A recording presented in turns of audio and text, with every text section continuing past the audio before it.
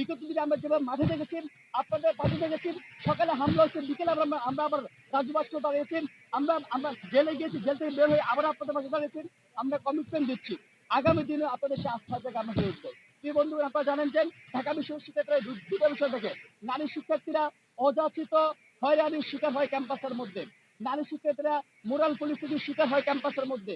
ওই যে এখানকার তার আরো সহপাঠীর দ্বারাই কিন্তু ক্যাম্পাস শিকার হয়, কিংবা আমরা জানি যে কোনো ছাত্র সংগঠন কিংবা কোনো ব্যক্তি সে তার নিজস্ব আইডিওলজির সাথে মিলে না বলে কোনো নারী শিক্ষার্থীকে বিভিন্ন নিপীড়ন নির্যাতন বিভিন্ন হয়রানির শিকার করে, মোরাল পুলিশিং করে। কিন্তু আমরা বলতে চাই এই ক্যাম্পাস প্রত্যেকটা শিক্ষার্থীর জন্য নিরাপত্তা নিশ্চিত করতে হবে।